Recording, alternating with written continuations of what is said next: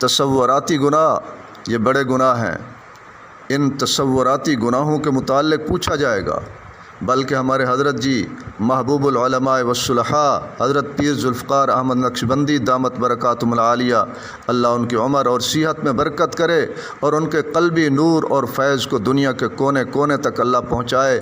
وہ فرماتے ہیں کہ تصوراتی گناہ تصوف کے میدان میں اتنا بڑے گناہ ہیں، اتنا بڑے گناہ ہیں کہ فرمایا کہ شیطان مردود ابلیس یہ غلط خیالات دل کے اندر ڈالتا ہے، انسان پستی اور ذلت کی طرف چلا جاتا ہے۔ اس لیے تصوراتی گناہوں سے خاص طور پر بچنے کی کوشش کریں، ظاہری گناہوں سے بھی بچیں اور اسی طریقے سے باطنی گناہوں سے بھی بچیں۔ فرمایا کہ کتابوں میں لکھا ہے کہ یہ تصوراتی گناہ جو ہوا کرتے ہیں کہ انسان کو اتنا پستی کی طرف لے جاتے ہیں، اتنا ان کو نیچے پھینک دیتے ہیں کہ انسان کئی سالوں تک اٹھتا رہتا ہے۔ پھر تو ان سے بچنے کی کوشش کریں۔ قرآن کریم کی آیت آ گئی، وَإِن تُبْدُوا مَا فِي أَنفُسِكُمْ أَوْ تُخْفُوهُ يُحَاسِبْكُم بِهِ اللَّهُ۔ اللہ تبارک و تعالیٰ نے فرمایا کملی والے اپنی امت کو بتائیے کہ تم جو گناہ چھپاتے ہو یا ظاہر کرتے ہو اللہ ان کا حساب کرے گا۔ ان تبدوا ما فی انفسکم، جو آپ اپنے دلوں سے بات کو ظاہر کرتے ہو، او تخفوہ یا چھپاتے ہو، اللہ تعالیٰ یحاسبکم بہ اللہ اس کا حساب کرے گا، اس کا محاسبہ ہوگا، اس کے متعلق پوچھا جائے گا بتاؤ تم دل میں کون کون سے تصوراتی گناہ کرتے تھے، کون کون سے گناہ چھپاتے تھے، کسی کا کینہ چھپانا، بغض چھپانا، حسد چھپانا، یہ سب گناہ ہیں۔ اور اسی طریقے سے تصوراتی گناہ، تخیلات کے اندر کسی کے متعلق گناہ سوچنا اور لذتیں اٹھانا، یہ سب گناہ ہیں، ان کے متعلق پوچھا جائے گا۔ اس کے متعلق جس وقت یہ آیات نازل ہوئی تو کتاب مفسرین نے لکھا ہے صحابہ کرام رو پڑے، زاروں قطار روتے رہے۔ آپ صلی اللہ علیہ وسلم نے پوچھا میرے صحابہ اتنا کیوں روتے ہو؟ کہنے لگے اللہ کے پیارے یہ تو پھر انسان کے اوپر بہت بڑا حساب آنے والا ہے، ہمارا کیا بنے گا؟ غلط خیال آ جاتے ہیں، ہم اس لیے رو رہے ہیں کہ اگر اتنا حساب لیا جائے اور اگر اتنا محاسبہ ہو میزان کے اندر تو پھر ہم تو کوئی بچ نہیں سکیں گے۔ صحابہ تھے، پاکیزہ ہستیاں تھیں، مقدس لوگ تھے، اللہ کے چنے ہوئے ہیرے جو اللہ نے اپنے محبوب کو عطا فرمائے، وہ بھی رو پڑے۔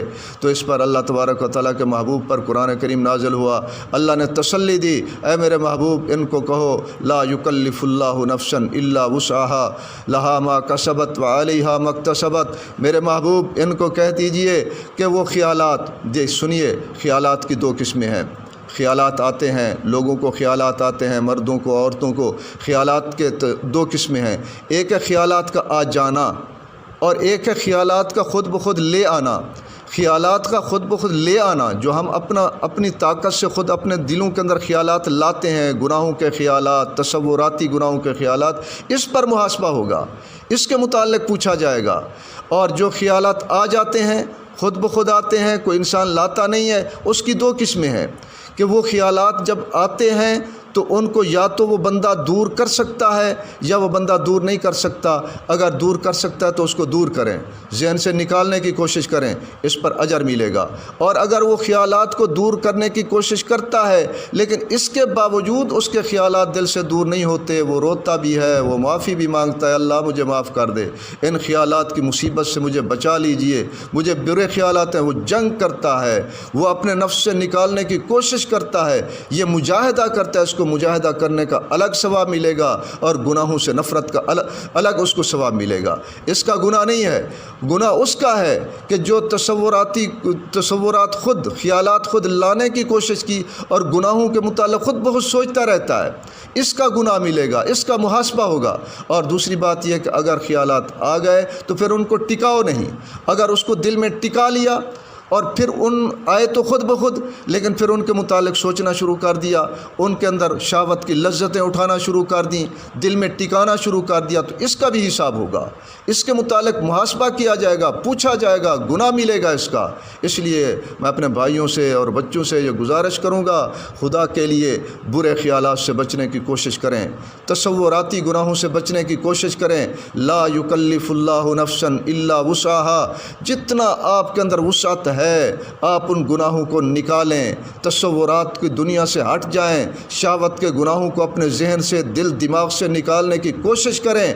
اگر مجاہدہ کرنے کے باوجود اور اپنی جنگ کرنے کے باوجود اگر یہ خیالات نہیں ہٹتے تو روئیں، اللہ سے مانگے، معافی مانگے، پناہ مانگے، پھر اس کا گناہ نہیں ہوگا۔ گناہ اس کا ہوگا جس تصوراتی گناہ خود ان کے خیالات ذہن میں لائے یا آئے ہیں اور ان کو ذہن میں ٹکا دیا، دل میں ٹکا دیا، اس کا گناہ ہوگا، اس کے علاوہ گناہ نہیں ہوگا۔ اللہ تبارک و تعالیٰ وسعت سے زیادہ کسی کو مکلف نہیں بناتے۔